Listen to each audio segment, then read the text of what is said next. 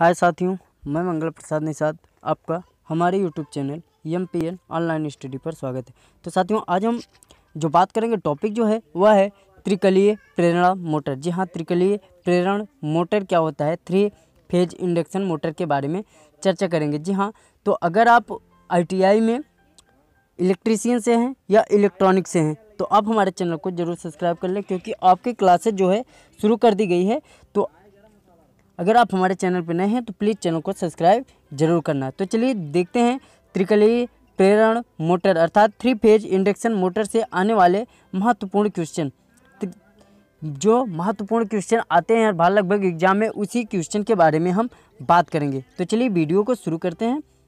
देखते हैं सबसे पहला क्वेश्चन है साथियों, प्रेरण मोटर के अनुक्रम RYB। जो RYB होता है प्रेरण मोटर के अनुक्रम में, तो प्रेरण मोटर की दिशा को निम्नलिखित क्रम से बदला जा सकता है। किस क्रम से हम उसको बदल सकते हैं, ये देखिए आपका NCVT 2017 में आया हुआ क्वेश्चन है। तो आपका पहला ऑप्शन है BYR के क्रम में बदल सकते हैं, या RBY के क्रम में बदल सकते हैं, या BRY के क्रम में बदल सकते हैं, या उपरोक्त में से कोई नहीं। तो RBY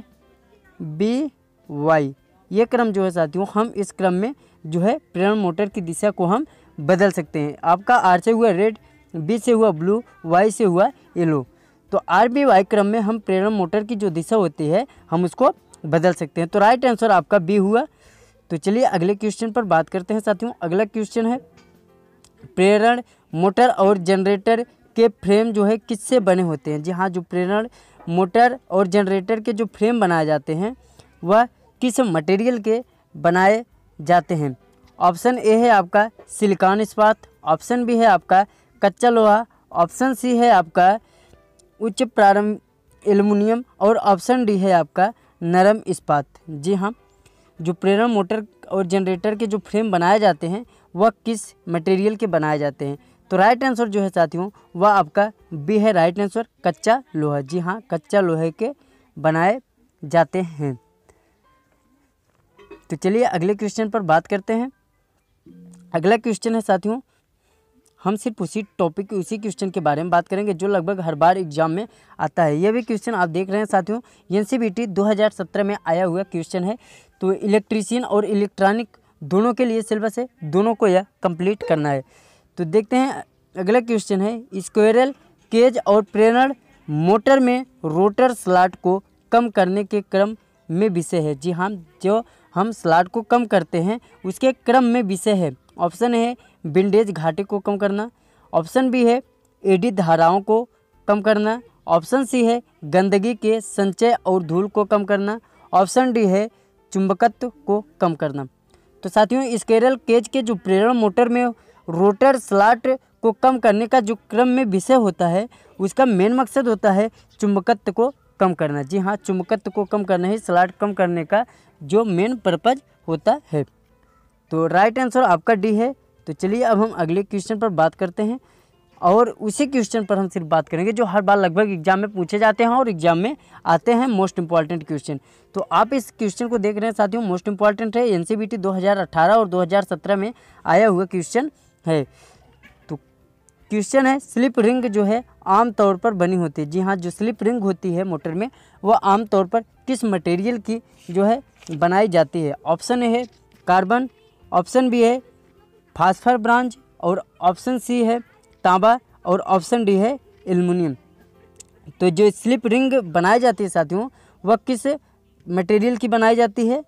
तो आपका जो राइट आंसर है वह है फास्फर ब्रांज। जी हाँ, बी राइट आंसर है। जो रिंग बनाते हैं हम आमतौर पर वो फास्फर ब्रांज की बनाई जाती है। तो चलिए हम अगले क्वेश्चन की तरफ चलते हैं, और यह क्वेश्चन जो है साथियों मोस्ट इंपॉर्टेंट है, NCVT 2017 और 2018 में आया हुए क्वेश्चन है ये। अगले क्वेश्चन पर बात करते हैं। तो अगर आपको किसी भी प्रकार से आपके टॉपिक में आपके सिलेबस में दिक्कत हो रही है तो आप कमेंट बॉक्स में ज़रूर बताएंगे। तो चलिए देखते हैं अगला क्वेश्चन है, एक इंडक्शन मोटर में निहित जो EMF होता है, इलेक्ट्रिक मोटिव फोर्स होता है, उसकी आवृत्ति होती है। जी हाँ, एक इंडक्शन मोटर में निहित जो EMF होता है उसकी आवृत्ति कितनी होती है।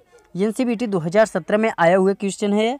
ऑप्शन है साथियों आपूर्ति आवृत्ति से अधिक होती है, ऑप्शन बी है आपका आपूर्ति आवृत्ति से कम होती है। ऑप्शन सी है आपका आवृत्ति जो आपूर्ति आवृत्ति होती है उसके बराबर होती है। और ऑप्शन डी है आपका इनमें से कोई नहीं।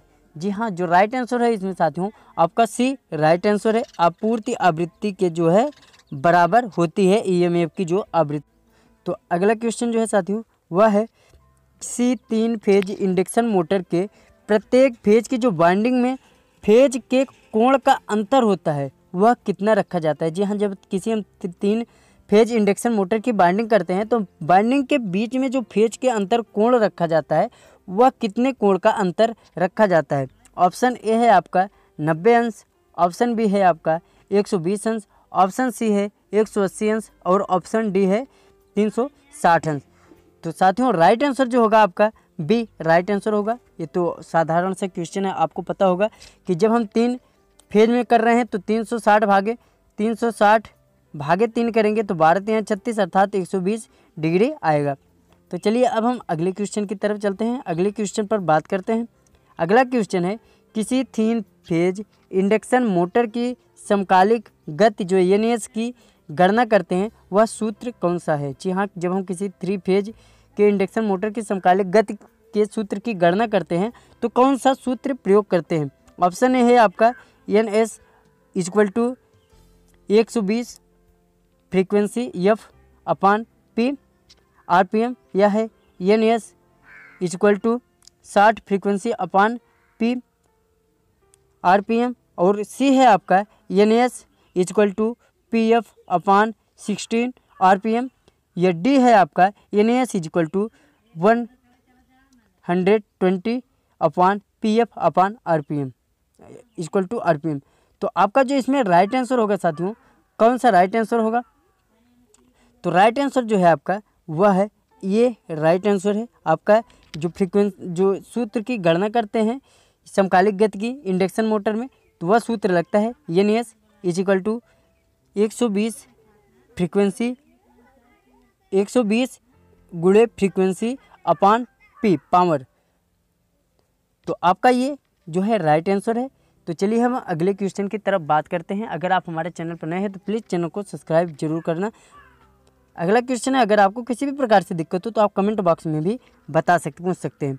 तो अगला क्वेश्चन है किसी इंडक्शन मोटर का फ्रेम निम्न में से किसका बना होता है। जी हाँ साथियों, जो इंडक्शन मोटर का फ्रेम होता है वह किस मटेरियल का बना होता है। ऑप्शन आपके सामने दिखाई दे रहा है सिलिकॉन स्टील का, और ऑप्शन बी है आपका कास्ट आयरन, और ऑप्शन सी है एल्युमिनियम, और ऑप्शन डी जो है साथियों वह है कांसा। तो किसी इंडक्शन मोटर का जो फ्रेम होता है वह किस धातु का बना होता है। तो राइट आंसर जो है साथियों वह है कास्ट आयरन। जी हाँ, बी जो है वह राइट आंसर है, अर्थात इंडक्शन मोटर का जो फ्रेम बना होता है वह कास्ट आयरन का बना होता है। तो चलते हैं अगले क्वेश्चन पर हम बात करेंगे। अगला क्वेश्चन सामान्य तौर पर जो स्लिप रिंग बनाई जाती है वह किसकी बनाई जाती है। जी हाँ, सामान्य तौर पर जो स्लिप रिंग बनाई जाती है वह किस मटेरियल की बनाई जाती है। ऑप्शन ए है आपका तांबा, ऑप्शन बी है आपका कार्बन, ऑप्शन सी है आपका फास्फोर ब्रांज, और ऑप्शन डी है आपका एल्युमिनियम। तो साथियों जो बनाई जाती है सामान्य तौर पर स्लिप रिंग वह किस मटेरियल की होती है। तो आपका राइट आंसर जो है वह सी है, फास्फोर ब्रांज की बनाई जाती है। अभी 2016 में एनसीईआरटी में आया हुआ क्वेश्चन है। तो चलिए अब हम अगले क्वेश्चन की तरफ चलते हैं, अगले क्वेश्चन पर बात करेंगे। तो अगर आप हमारे चैनल पर नए हैं तो प्लीज़ चैनल को सब्सक्राइब करना मत भूलिए। अगला क्वेश्चन है साथियों स्क्वायरल फेज इंडक्शन मोटर। जी हाँ, स्क्वायरल फेज इंडक्शन मोटर की तुलना में जो स्लिप रिंग मोटर को कहाँ पर वरीयता दी जाती है। जी हाँ, स्क्वायरल फेज इंडक्शन मोटर की तुलना में जो हम स्लिप रिंग मोटर को वरीयता देते हैं वह हम कहाँ पर देते हैं, अर्थात हमें कहाँ पर आवश्यकता पड़ती है। और यह क्वेश्चन जो है एनसीईआरटी 2016 में आया हुआ क्वेश्चन है, जहाँ पर आपका ऑप्शन है साथियों पहला, जहाँ शुरुआत में उच्च टॉर्क की ज़रूरत पड़ती है हम वहाँ पर इसकी वरीयता देते हैं। ऑप्शन बी है आपका जहाँ निम्न टॉर्क अधिक हो वहाँ पर हम वरीयता देते हैं, और ऑप्शन डी है साथियों जहाँ पर हेवी पुल आउट टॉर्क की ज़रूरत हो हम वहाँ पर जो है वरीयता देते हैं, और ऑप्शन डी है उपयुक्त सभी। तो हम कहाँ पर वरीयता देते हैं साथियों, आपका जो राइट आंसर होगा वह है सी राइट आंसर है, जहाँ हेवी पुल आउट टॉर्क की ज़रूरत होती है साथियों, वहाँ पर हम स्क्विरल फेज इंडक्शन मोटर की तुलना में स्लिप रिंग मोटर को हम जो है वरीयता देते हैं, अर्थात उपयोग करते हैं। अगला क्वेश्चन है आपका, कैपेसिटर से स्टार्ट होने वाले मोटर का स्टार्टिंग टॉर्क होगा। जी हाँ, कैपेसिटर से जो स्टार्ट होने वाले मोटर का स्टार्टिंग टॉर्क है वह कहाँ पर होगा। ऑप्शन ए है 0, ऑप्शन बी है निम्न, ऑप्शन सी है रेटेड टॉर्क के समान और ऑप्शन डी है रेटेड टॉर्क से अधिक। जी हाँ, जो आपका राइट आंसर होगा वह कौन सा है, तो राइट आंसर इसमें आपका है सी, राइट आंसर है रेटेड टॉर्क के समान जो है मोटर का स्टार्टिंग टॉर्क होगा। ये भी साथियों 2016 एनसीईआरटी में आए हुए क्वेश्चन है। तो चलिए अगले क्वेश्चन की तरफ चलते हैं और हम अगले क्वेश्चन पर बात करते हैं। तो अगला क्वेश्चन है आपका, एक इंडक्शन मोटर के सॉफ्ट जो है बनाए जाते हैं। जी हाँ, जो इंडक्शन मोटर का सॉफ्ट बनाया जाता है वह किस मटेरियल का बनाया जाता है। तो आपका पहला ऑप्शन है उच्च कार्बन स्टील का, बी ऑप्शन है स्टेनलेस स्टील का, ऑप्शन सी है कार्बन स्टील का और ऑप्शन डी जो है वह है ढलवा लोहा।